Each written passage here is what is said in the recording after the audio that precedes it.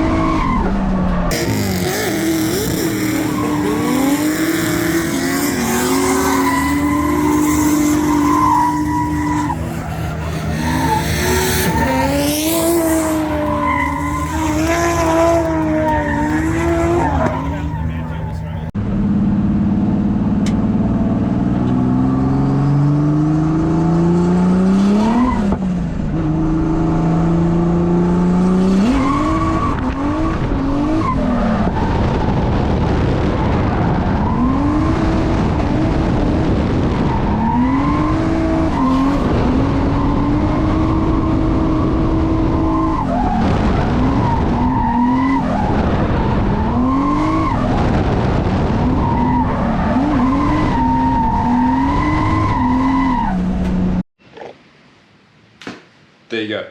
That was session one, first time taking the car out with the new, freshly rebuilt BARRA.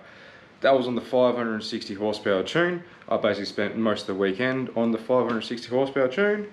On a few of the sessions I did go to the 720, which is my high tune, but I didn't do it that much because one, it was wet and I couldn't get grip. So we stayed at 560. Basically, first session was to get a feel for it, but as you can probably tell, the first video I played after my intro, that was my first lap. I was told to take it slow, adrenaline was pumping, I seen a corner in a drift car, so I kind of sent it.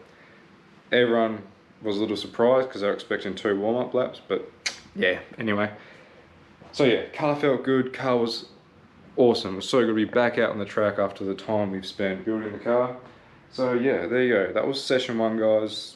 It was mint. I'll put you guys through to session two now. Basically the same, still filling the car out. This time we had a passenger. Yeah, so here is session two.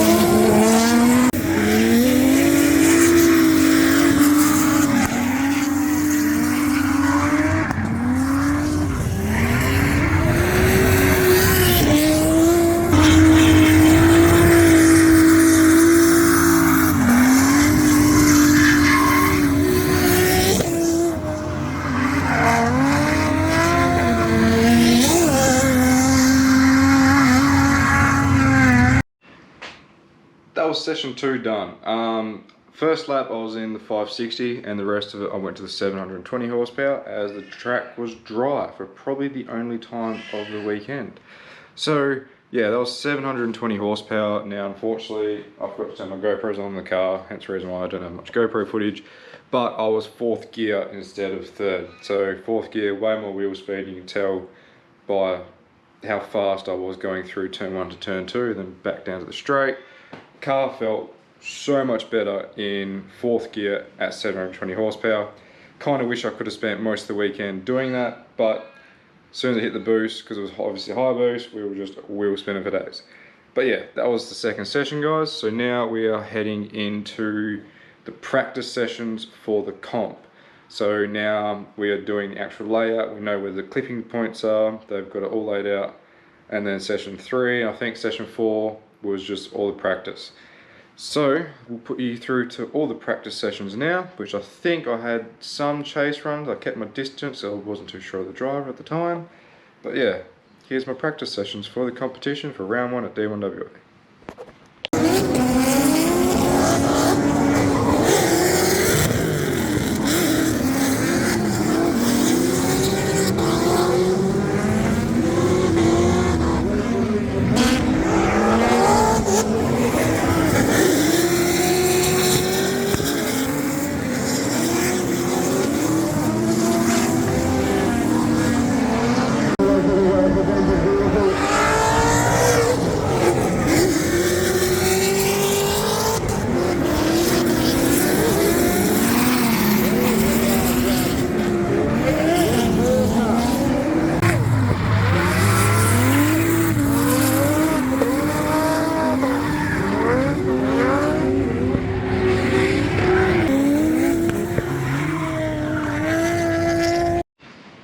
So there's a few practice sessions. I didn't actually put any more in because they're the exact same. I was really focusing on my entry, as you can probably tell, I had my dad recording the entry so we could keep going over what I need to do. The first time I entered, I was going too slow. By the way, this is my first time running semi-slicks. Now I can actually spin them. Unfortunately, we couldn't get our hands on 265s, but we were running 235. Put my sleeve down. We were running 235 semis on the rear, which, to be honest, the grip was actually insane. I couldn't believe it. I kind of entered the same I would as if I was a street tyres, and as soon as I hit gas, it just pulled me straight into the corner. So I had to learn to carry way more speed and way more momentum, which I figured out. So yeah, practice sessions were pretty chill, just learning the lines. Next is qualifying. So here is 3 qualifying runs, well not 3, that we got a siding lap because it was wet, and then 2 qualifying runs. So here they are here. I'll let you know how I went afterwards.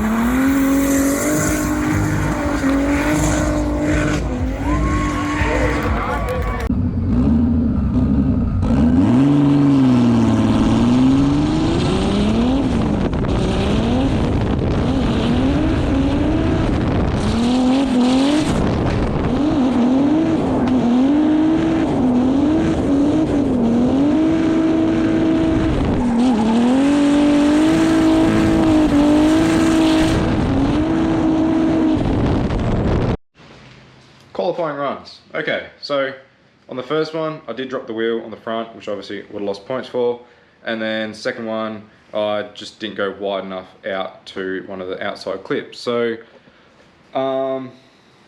it's been a while since I was back in the competition scene. I was kind of just playing it safe because, like I said, this is the first time with the car, and my goal was to at least qualify for the top 16.